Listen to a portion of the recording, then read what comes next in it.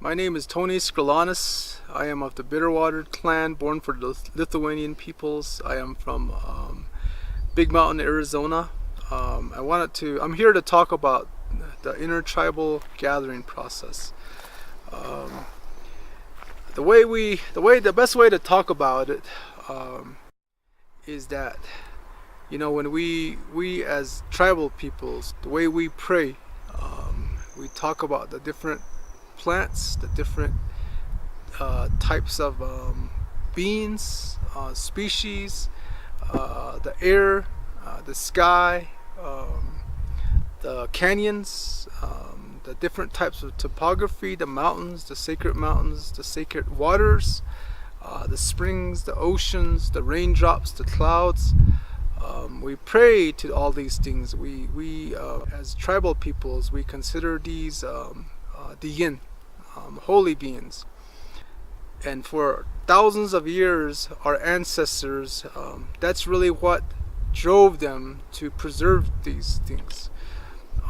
That way of life ensured that every generation had to know all these teachings, all these ways about how you're supposed to monitor the grasses, based on a lot of observation, based on traditional science. Our people had a way of analyzing, observing, assessing, and then determining what the best course of action was.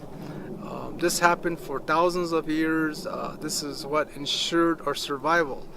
Our elders also wanted to make sure that this knowledge would be passed from generation to generation, and that on top of that we would build new knowledge based on new observations. And this is the way we have come. Through this way we have, it is a fact, it is based on a lot of research. 73% of the world's food was cultivated through these types of processes. I mean, that knowledge of plants and ecology also apply to foods. A lot of it's potatoes, the sweet potato, tomatoes, the chilies, the tobaccos, the things even like squash, shrimp, a lot of these things, popcorn, corn, all the different kinds of corn, maize. These were cultivated over thousands of years.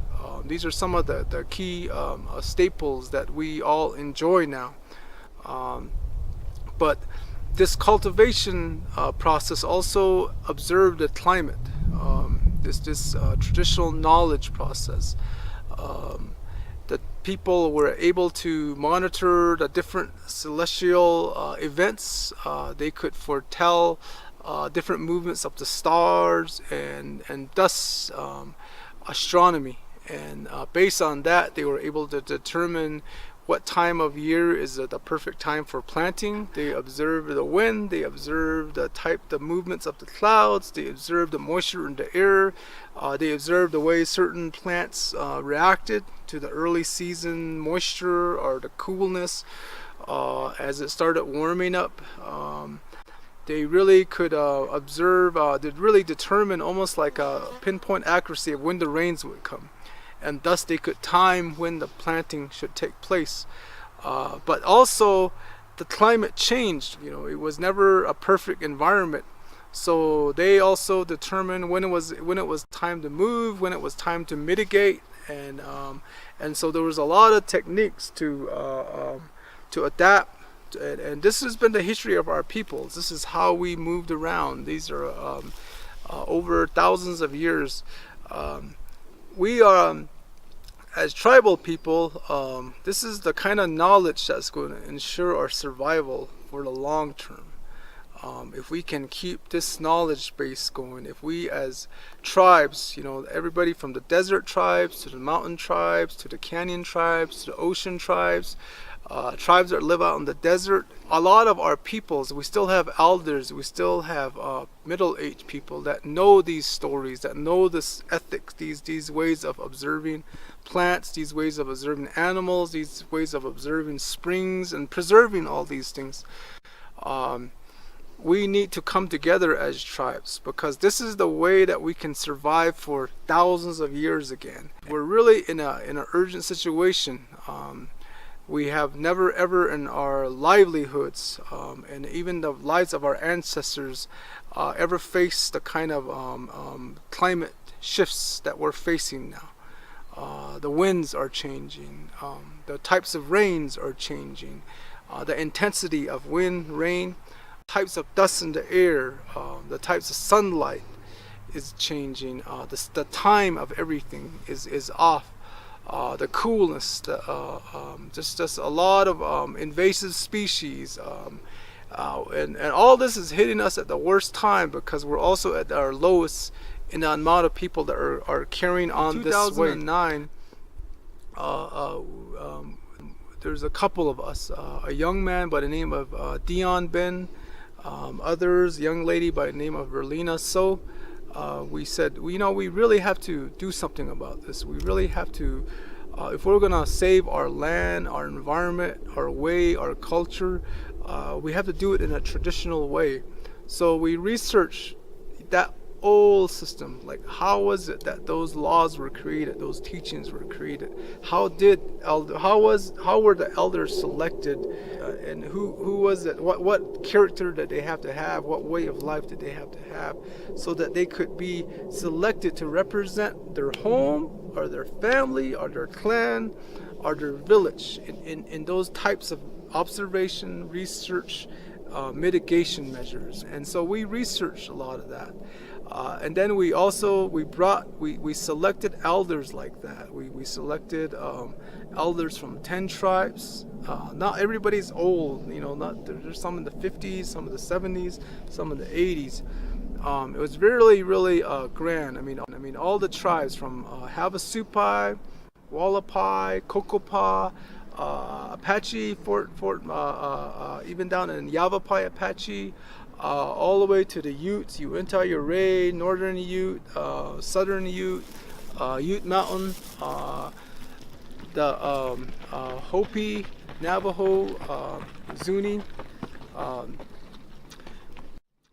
We were able to pick two cultural leaders from each of these tribes, and we came together. Also Kaibat Paiute also, and we said, what we did is we put them together, and we had to do it in a way where we didn't follow Western methods.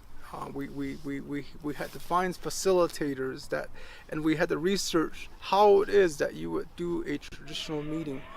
We added song, we added art, we added dance, we added intertribal cultural sharing. We really strategically selected tribal facilitators that were very respectful of elders, cultural knowledge, traditional ways, and also wanted to preserve the land.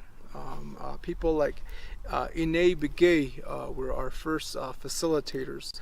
And so we came together, and it was an open-ended format. But out of that process came 4 priorities. The need to preserve water. Water resources is critical. Not only just water resources, but the knowledge systems. How is it that you do an offering to the water? What are the stories to different water sources in different tribal communities? How is that being captured and passed on to new generations? How do we, right now Western law dictates that it's all about how you use the water. The more you use it, they said use it or lose it. In that kind of legal regime, we had to figure out, well, if the lords are going to represent the tribe, if the tribal leaders are going to go to Washington to fight this water, they better know about our water stories. They better know about how to do water offerings and the water prayers and the water songs. They really need to respect and have a relationship with water. So that was what came out of that. We also talked about health, food systems, the health of our bodies, the health of our minds, the healing that needs to take place. A lot of our people have been traumatized over the last couple of hundred years. We need to decolonize our bodies, our minds, and so the elders really felt that was critical before we start protecting big areas and passing legislation to protect trees and plants and canyons. we need to heal ourselves. We need to be back in a good space, be back in harmony with the land, with the earth, with the sky. And so that's a big part of that work. Also the food systems.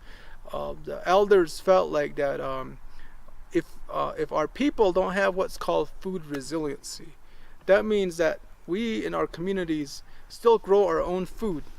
We either we collect it or we grow it, we cultivate it, but then we use it too. We make the food.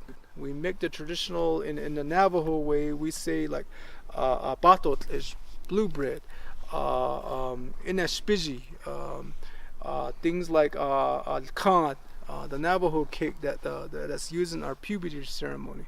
Hopis, piki bread, semiviki, all the things that are used in our culture, blue corn mush. We have to use these things. We have to keep them in our systems like it was a long time ago. What's happening is we're in an epidemic as our health goes and as our mind goes. We are suffering outrageous rates of diabetes, of cardiovascular disease, of depression, of people just feeling like hopeless. And tribes felt like as tribes we need to come together and change that and work to create gardening again, to create farmers markets, to figure out, help farmers teach new generation of farmers, to capture those traditional stories about how to make it, do demonstrations, make it exciting, make it where the younger generation starts paying attention. So that's an area of health and food systems. The final area, and the area that's really the foundation of all this, is our language and culture. We have to have our songs, we have to have our dances, we have to have our ways to have a relationship with the trees, with the plants, with the sky, with the sound, the waters, all the living animals. They haven't heard our languages for a long time. They haven't heard our songs for a long time. It's this is the elders point this out. It's like, how our tribes, a lot of them, when we do collect plants, we do an offering, we do a prayer, and we just collect just a little bit, just the amount we need, and we do it in our most respectful way. And those are the kinds of knowledge that needs to be continued. The way we collect or grow our crops, in the Hopi way, in the Navajo way, you're supposed to sing songs. You're supposed to greet your crops, and it's really, even from the Western scientists, they're now saying that those corn stalks, the cells in the corn are happy. The water, when you sing to it, the water cells get activated in the most positive way. And this is the knowledge system, this, the healthy food systems that we really need. Well, the same with people that grow, like a lot of Navajos, they raise sheep. If you can herd them every day like the way it's supposed to be, if you can sing to them and pray to them and treat them like your family, that sheep is going to have omega-3 content like wild salmon, but it's also going to have happiness. The way when you finally are going to butcher the sheep, the way you talk to the sheep, the way you lay it down, and the respect you use to butcher it, is what transfers to your health. So these are the knowledge systems, the ways that are underpin everything. And so that's what the gathering process has been able to do.